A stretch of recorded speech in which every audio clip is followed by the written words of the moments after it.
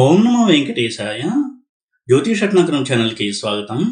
ఈ వీడియోలో ఒక జాతకంలో ఒక గ్రహం కనుక అస్తంగతం చెందింది అంటే దాన్ని ఎలా అర్థం చేసుకోవాలి, అస్తంగతం చెందిన గ్రహాల యొక్క ప్రభావం ఎలా ఉంటుంది, దాని వెనకాల ఉన్నటువంటి పూర్వజన్మ కర్మలు ఏమిటి అని ఎలా తెలుస్తాయి, ఇలాంటి విషయాలు తెలియజేస్తాను. ఒక జాతకంలో గ్రహం కనుక బలమైనటువంటి పాజిటివ్ రిజల్ట్స్ ఇవ్వాలంటే ఎప్పుడూ కూడా దూషితం కాకుండా ఉండాలి. అలాగే నెగిటివ్ ఇంపాక్ట్ అనేది ఉండకూడదు. వక్రించి ఉండడము, అస్తంగతం చెందడము, నీచలో ఉండడము, ఇలా ఉన్నప్పుడు గ్రహం యొక్క శుభత్వంలో కొంత మార్పులు అనేవి ఉంటాయి. ముఖ్యంగా వక్రించిన గ్రహము, అస్తంగత్వం చెందిన గ్రహము అంటే పాజిటివ్కి సంబంధించిన కర్మల్ని తెలియచేసేటువంటి గ్రహాలుగా చూడాలి. రాహుకేతులు మినహాయిస్తే మిగతా గ్రహాలు రవికి కొంత దగ్గరగా ఉన్నప్పుడు అస్తంగతం చెందుతాయి. అంటే రవి యొక్క ప్రకాశం అన్నిటికంటే ఎక్కువ కాబట్టి రవి యొక్క ప్రకాశంలో ఈ గ్రహం యొక్క ప్రకాశం మనకి తెలియదు. ఇది అస్తంగతం యొక్క మీనింగ్. అంటే అవి ప్రకాశించలేవు, వాటి ప్రకాశాన్ని మనం గుర్తించలేము. అంటే వాటిని జాతకుడు అనుభవించలేడు. ఒకవేళ ధనయోగం ఉన్నా పూర్తిగా ధనయోగాన్ని అనుభవించలేడు. తెలివితేటలు ఉన్నా దానికి సంబంధించినటువంటి గుర్తింపు, రాణింపు అనేవి ఉండవు. ఈ విధమైనటువంటి ఫలితాలు మనం చూడాల్సి ఉంటుంది. ఒక్కొక్క గ్రహము రవికి కొన్ని డిగ్రీల్లో ఉన్నప్పుడు అస్తంగతం అనేది చెందుతుంది. వక్రించిన గ్రహాలకి మళ్ళీ కొంత డిఫరెన్స్ ఉంటుంది డిగ్రీల్లో. చంద్రుడి విషయానికి వచ్చినట్టయితే చంద్రుడు 12 డిగ్రీల దూరంలో కనుక ఉన్నట్టయితే రవికి అటు ఇటు అంటే అమావాస్య పాడ్యమి ఇలా 12 డిగ్రీల దూరంలో ఉన్నప్పుడు జన్మించినట్టయితే అస్తంగతం చెందినట్టుగా గుర్తించాలి. అలాగే కుజుడి విషయానికి వస్తే 17 డిగ్రీలు డైరెక్ట్ మోషన్లో, రెట్రోగ్రేడ్లో కూడా రవికి ఆ దూరంలో ఉన్నప్పుడు అస్తంగత్వం చెందుతాడు. ఇంకా బుధుడి విషయానికి వచ్చినట్టయితే డైరెక్ట్ మోషన్లో 14 డిగ్రీలు, రెట్రోగ్రేడ్ మోషన్లో 12 డిగ్రీలు. జూపిటర్ గురువు విషయానికి వచ్చినట్టయితే వక్రించిన డైరెక్ట్ మోషన్లో ఉన్న 11 డిగ్రీల దూరంలో అస్తంగత్వం అనేది ఉంటుంది, అంతవరకు ఉంటుంది. శుక్రుడి విషయానికి వచ్చినప్పుడు డైరెక్ట్ మోషన్లో 10 డిగ్రీస్, వక్రించినప్పుడు 8 డిగ్రీస్, 8 డిగ్రీలు. శని డైరెక్ట్ మోషన్లో ఉన్న, వక్రించి ఉన్న 15 డిగ్రీల దూరంలో ఉన్నప్పుడు అస్తంగత్వం చెందుతాడు రవికి. ఇది అస్తంగత్వం యొక్క కొలమానం. మనకి డిగ్రీల దూరం ఎంత అనేది దాన్ని బట్టి అస్తంగత్వం చెందిందా లేదా అనేది మనకి ఐడియా వస్తుంది. ఇక అస్తంగత్వం చెందడం అంటే అర్థం ఏంటి అంటే ఆ గ్రహం యొక్క స్వభావము, ఫలితము, ప్రకాశము ఆ జాతకుడు అనుభవించలేడు. దానికి కారణం ఏంటి అంటే పాస్ట్ లైఫ్లో చేసినటువంటి కర్మలు. ఉదాహరణకి ఒకరి దగ్గర విద్వత్తు ఉంది, విద్య ఉంది, దాన్ని ఎవరికి అందించకుండా అందించవలసిన వాళ్ళకు కూడా అంటే తన దగ్గర నేర్చుకుంటున్నటువంటి శిష్యులకు కావచ్చు, అర్హులైన వాళ్ళకి ఎవరికైతే తను అది నేర్పించాలో వారికి కూడా నేర్పించకుండా దాచుకోవడము, తన దగ్గరే ఉంచుకోవడము, దాన్ని మిస్యూజ్ చేయడము, దురుపయోగం చేయడం, ఇలాంటివి చేయడం వలన వారికి ఉదాహరణకి గురువు వక్రించిన అస్తంగత్వం చెందిన స్థితిలో ఉంటాడు. అంటే తనకి ఉన్నటువంటి ఒక ప్రివిలేజ్, ఒక లగ్జరీ, ఒక స్కిల్, అది విద్య కావచ్చు, ధనం కావచ్చు, తెలివితేటలు, ఇవన్నీ కూడా స్వార్థానికి వినియోగించి ఇతరులకి అపకారం కనుక చేసినట్టయితే అస్తంగత్వ స్థితి అనేది కలుగుతుంది ఆ గ్రహానికి. అందుకే అస్తంగత్వం చెందినప్పుడు ఇందాక చెప్పిన ఎగ్జాంపుల్ తీసుకుంటే గురువు అస్తంగత్వం చెందితే వారికి చాలా తెలివితేటలు ఉంటాయి, మంచి విద్య ఉంటుంది, కానీ వారి విద్యకి గుర్తింపు అనేది ఉండదు. వారు పనిచేసే సంస్థలో లేదా ఒక విద్యాలయంలో పనిచేస్తున్నా వారికి రావాల్సిన కీర్తి ప్రతిష్టలు రావు. వారిని చూసి వెనక్కి లాగాలనేటువంటి వర్గం చుట్టూ ఉండడము, ఈ విధంగా వారి విద్య రాణించడానికి సహకరించని పరిస్థితుల్లో వాళ్ళు ఎప్పుడు ఉంటారు. కొంతమందికి ధనం ఉంటుంది కానీ దాన్ని అనుభవించలేరు, అది కోర్టు తగాదాల్లో ఉంటుంది, ఎప్పటికీ తేలదు. ఈ విధంగా ధనం ఉన్నప్పటికీ కూడా దాన్ని అనుభవించేటువంటి స్థితిలో ఉంటారు. అలాగే కొంతమందికి ఆరోగ్యం అనేది కొంత ప్రాబ్లమేటిక్గా ఉంటుంది. ఎంత సంపద ఉన్నా కానీ ఆరోగ్యం సహకరించకపోవడంతో వాళ్ళు అనుకున్న తిండి తినలేరు, చెయ్యాలి అనుకున్న పనులు కూడా చేయలేకపోతూ ఉంటారు. ఇది టిపికల్గా అస్తంగత్వం యొక్క నేచరు. ఒక్కొక్క గ్రహము రవికి దగ్గరగా ఉండి అస్తంగత్వం చెందినప్పుడు తనదైన శైలిలో ప్రభావాన్ని చూపిస్తుంది. చంద్రుడు మనకారకుడు. మనసు నిశ్చలంగా ఉండాలన్నా, చాలా వేవరింగ్గా ఉండాలన్నా, చంచలంగా ఉండాలన్నా చంద్రుడి స్థితిని మనం గమనించాలి. చంద్రుడు ఎప్పుడైతే అస్తంగత్వం చెంది ఉంటాడో రవిక దగ్గరగా, ఎప్పుడు కూడా వాళ్ళ ఆలోచనలు మారిపోతూ ఉంటాయి, స్థిరంగా ఉండరు. తెలివితేటలు ఉన్నప్పటికీ కూడా మనసు చాలా చంచలంగా ఉండడం వలన దేంట్లోనూ కూడా వాళ్ళు రాణించడానికి చాలా కష్టపడాల్సి ఉంటుంది. విద్యార్థి దశలో ఉన్నప్పుడు చదువు మీద ఎక్కువ ఫోకస్ పెట్టలేక డిస్ట్రాక్షన్స్, కొంతసేపు చదవగానే మళ్ళీ మైండ్ డైవర్ట్ అవ్వడము, వేరే విషయం మీదకి మైండ్ వెళ్ళడము, దానివల్ల తెలివితేటలు ఉన్నప్పటికీ కూడా వారు అనుకున్నంత స్థాయిని వాళ్ళు పొందలేకపోతూ ఉంటారు. అలాగే తల్లితో మనస్పర్ధలు, మనకారకుడు అలాగే మాతృకారకుడు కూడా చంద్రుడు. తల్లితో మనస్పర్ధలు, వారిద్దరి మధ్య ఎప్పుడు కూడా భావ సారూప్యం లేకపోవడము, ఇద్దరు చాలా విషయాల్లో విభేదిస్తూ ఉండడము, దానివల్ల కొంత డిప్రెషను, లో ఫీలింగ్ ఇవన్నీ కూడా కలుగుతాయి చంద్రుడు కనుక అస్తంగతం చెందినట్టయితే. ఇక కుజుడు విషయానికి వచ్చినట్టయితే, కుజుడు అంటేనే పాజిటివ్ సైడ్ చూస్తే ధైర్యము, సాహసము, పట్టుదల. ఇదే నెగిటివ్ సైడ్ చూస్తే మొండి పట్టుదల, అనుకున్నది ఎలా అయినా సరే అవ్వాలి, అది తప్పైనా సరే నేను అనుకున్నది సాధించాలి, ఇలాంటి మొండి వైఖరి, దూకుడు నేచరు, దుందుడుకు మనస్తత్వము.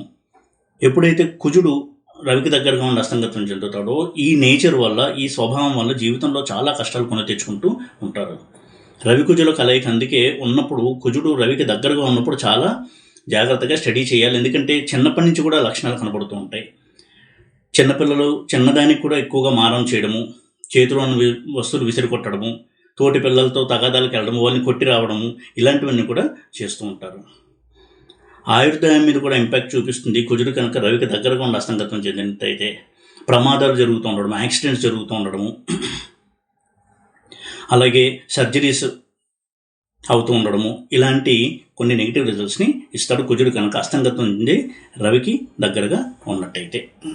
చంద్రుడు అస్తంగతం చేయడం అంటే అర్థం ఏంటి అంటే, మనము పాస్ట్ లైఫ్లో ఎవరినో మానసికంగా ఇబ్బంది పెట్టాము, లేదా తల్లిని చాలా బాధ పెట్టాము, దాని ఫలితమే మనకు అస్తంగతం చెందినటువంటి చంద్రుడు ఉన్నప్పుడు మనం పుట్టడం జరుగుతుంది. అలాగే కుజుడు విషయాన్ని కనుక చూసినట్టయితే, దుందుడుకు స్వభావంతో తన తోటి వారిని, తన చుట్టూ ఉన్నవారిని, తను పనిచేసే సంస్థ కావచ్చు, ఆ ఊర్లో కావచ్చు, ఉన్నవారిని ఇబ్బంది పెట్టడము, వారి స్వార్థ ప్రయోజనాలకు నెరవేర్చుకోవడానికి ఇతరులని కష్టపెట్టడము, ఇలాంటివి చేసినప్పుడు అస్తంగత్వ స్థితిలో ఉన్నటువంటి కుజుడు ఉంటాడు జాతకంలో. అందుకే వారు ఎప్పుడూ కూడా తగాదాల్లోకి వెళ్తూ ఉంటారు. పాస్ట్ లైఫ్లో అటువంటి పొరపాట్లు చేసి సరిదిద్దుకున్నట్టయితే ఈ జన్మలో వారికి ఎప్పుడు తగాదాలు వస్తుంటాయి. వారు మంచివారైనప్పటికీ కూడా వారి మీద నిందలు మోపబడ్డము, ఇలాంటివి జరుగుతూ ఉంటాయి.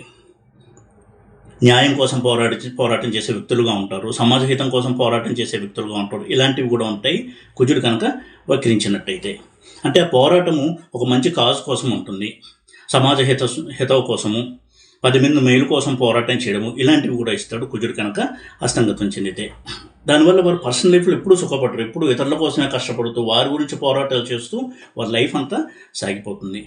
ఒక విధంగా చూస్తే ఇది చాలా ఆదర్శవంతమైనటువంటి వ్యక్తిత్వము, కానీ పర్సనల్గా వాళ్ళకి ఏ సుఖము ఉండదు, సుఖాల మీద పెద్ద వాళ్ళకి వ్యామోహం ఉండదు, మంచి తిండి తినాలి, మంచి బట్టలు కట్టుకోవాలి, లగ్జరీగా ఉండాలి, అన్ని ధ్యాస లేకుండా ఎప్పుడు కూడా ఇతరుల కోసం కష్టపడుతూ ఉండడం, ఇలాంటి ప్రభావాన్ని కూడా మనం చూడవచ్చు కుజుడు కనుక అస్తంగతం చెందినట్టయితే.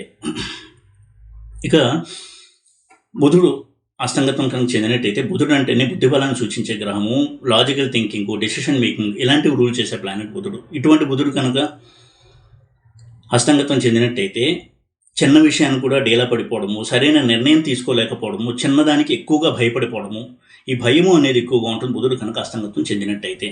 చాలా సున్నితమైన స్వభావం కలిగిన వాళ్ళే ఉంటారు, యాంగ్జైటీ ఎక్కువగా ఉంటుంది, చిన్నదానికి కూడా ఎక్కువగా ఆలోచించి భయపడిపోయి ఆరోగ్యం పాడు చేసుకోవడము, ఇటువంటి దుష్పరిణామాలు అనేవి ఉంటాయి. నిర్ణయాలు తీసుకోవడంలో ఎప్పుడు తడబడుతూ ఉండడము, ఏదన్నా ఒక క్రిటికల్ నిర్ణయం తీసుకోవాలి అంటే ఇతరుల మీద ఆధారపడాల్సి రావడము, స్వతంత్రించి చొరవగా ఏ నిర్ణయము తీసుకోలేకపోవడము, ఇలాంటి ధోరణి అనేది ఉంటుంది. అలాగే వ్యాపారంలో కూడా అనుకున్నంత వృద్ధి పొందలేకపోవడము, వారి తెలివికి తగినంత గుర్తింపు రాకపోవడము, తెలివితేటలు ఉన్నప్పటికీ కూడా వారు ఆ గుర్తింపుకి నోచుకోకుండా ఉండడము, తనకంటే తక్కువ క్వాలిఫికేషన్స్ ఉన్న వాళ్ళు కూడా తనకంటే ఎక్కువ గుర్తింపు పొందడము, ఇలాంటి పరిస్థితుల్లో జాతకుడు ఎక్కువగా మానసికంగా కృంగిపోయే పరిస్థితుల్లో ఉంటాడు. ఇక గురువు విషయానికి వచ్చినట్టయితే, గురువు అంటేనే ఆచార్యుడు, 10 మందికి విద్య నేర్పేటువంటి ఆచార్యుడు. ఆయన ధనకారకుడు, సంతానకారకుడు, ఇటువంటి గురువు అస్తంగత్వం చెందాడు అంటే అర్థం ఏంటి అంటే, పాస్ట్ లైఫ్లో బుధుడి విషయానికి వచ్చినట్టయితే పాస్ట్ లైఫ్ కర్మ ఏదై ఉంటుంది అంటే తన యొక్క తెలివితేటలతో తన స్వార్థం కోసం ఇతరులకు అన్యాయం చేసినట్టయితే బుధుడు అస్తంగత్వం చెందిన స్థితిలో జన్మించడం జరుగుతుంది. అందుకే ఈ జన్మలో వారికి తెలివితేటలు వారికి అక్కరకు రాకుండా ఉంటాయి. వీరి వలన ఇతరులు బెనిఫిట్ పొందుతూ ఉంటారు. ఇక గురువు విషయానికి వచ్చినట్టయితే గురువుల్ని, పెద్దల్ని ఎప్పుడైతే పాస్ట్ లైఫ్లో మనము అవమానించి ఉంటామో, వారు చెప్పిన విధంగా నడుచుకోకుండా దానికి వ్యతిరేకంగా నడుచుకోవడము, వాళ్ళ మనసు కష్టపెట్టడము, వాళ్ళకి ద్రోహం చేయడము, ఇలాంటివి కనుక చేసినట్టయితే ఈ జన్మలో వారికి సరైనటువంటి గురువు దొరక్కపోవడము, ఎడ్యుకేషన్లో ఎప్పుడు బ్రేక్స్, తెలివితేటలు ఉన్నా తన స్థాయికి తగ్గ చదువు అనేది చదవలేకపోవడము, ఇలాంటి వాటి వల్ల చాలా మానసికంగా కుంగిపోయే పరిస్థితుల్లో ఉంటారు. వారి టీచర్స్ నుంచి కూడా వారికి కోఆపరేషన్ అనేది ఉండదు. టీచర్స్ యొక్క పార్షియాలిటీ, అలాగే ఒక పాలిటిక్స్, ఇలాంటి వాటికి వీళ్ళు బలవుతూ ఉంటారు. అలాగే ఆస్తి కూడా కోర్టు చిక్కుల్లో ఉండే ఎంతకి వీరు అనుభవించలేకుండా ఉంటారు. కోర్టు చిక్కులు అనేవి ఎక్కువగా ఉంటాయి. సంతానం కూడా వీరు ఆశించిన విధంగా ఉండరు. వారి ప్రవర్తన వీరికి సంతృప్తిని కలిగించే విధంగా ఉండకపోవడము, దానివల్ల కూడా వీరు చాలా డిసప్పాయింట్ అవుతూ ఉంటారు. శుక్రుడి విషయానికి వచ్చినట్టయితే భోగాలకి, విలాసాలకి కారకుడైన శుక్రుడు అస్తంగత్వం చెందాడు అంటే అర్థం ఏంటి అంటే, పాస్ట్ లైఫ్లో తన స్వార్థ ప్రయోజనాలు, భౌతిక సుఖాలు, ఈ లగ్జరీస్, భోగాలు, వీటి గురించి ఎక్కువగా సమయాన్ని కేటాయించి ఇతరులను ఇబ్బంది పెట్టడము, తను చేయవలసినటువంటి డ్యూటీస్ని చేయకపోవడం, అంటే కుటుంబాన్ని పట్టించుకోకుండా తన జలసాల్లో తాను ఉండడము, ఇలాంటివి చేసినప్పుడు శుక్రుడు అస్తంగత్వం చెందిన స్థితిలో జన్మిస్తూ ఉంటారు. అందుకే వారు ఈ జన్మలో ఎప్పుడూ కూడా తన సౌఖ్యం చూసుకోకుండా కుటుంబం కోసమే పాటుపడుతూ ఉంటారు. అయినా కానీ వారికి తగినంత గుర్తింపు రాదు, అప్రిషియేషన్ కూడా ఉండదు. అంటే మంచి పేరు కూడా వాళ్ళు తెచ్చుకోలేకపోతారు, ప్రశంసలు కూడా వాళ్ళు పొందలేకపోతారు, ప్రశంసలకి నోచుకోరు. ఈ విధమైనటువంటి కష్టాలు ఇస్తారు. అలాగే భార్య నుంచి కష్టాలు, తన అభిప్రాయాలకు వ్యతిరేకమైన అభిప్రాయాలు ఉండేటువంటి జీవిత భాగస్వామ్యం రావడము, ఎప్పుడు కూడా మానసికంగా ఘర్షణకి లోనవుతూ ఉండడము, ఇలాంటి వాతావరణం అనేది ఉంటుంది. ఇక శని అస్తంగత్వం చెందాడు అంటే అర్థము, శని అంటేనే రెస్పాన్సిబిలిటీ, బాధ్యతలు, డ్యూటీస్, తన కర్తవ్యాలు, ధార్మిక దృష్టి, నైతిక విలువలు, ఇలాంటివి సూచించే ప్లానెట్ శని. శని అస్తంగత్వం చెందాడు అంటే అర్థము, పాస్ట్ లైఫ్లో తన బాధ్యతలను విస్మరించాడు, తను చేయవలసిన పనిని చేయకుండా ఇతరులకు వదిలేసి వీళ్ళు తన సుఖాన్ని తను చూసుకుంటూ ఉండడం, ఇలాంటివి చేసినప్పుడు ఈ జన్మలో శని అస్తంగత్వం చెందిన స్థితిలో వారు జన్మించడం జరుగుతుంది.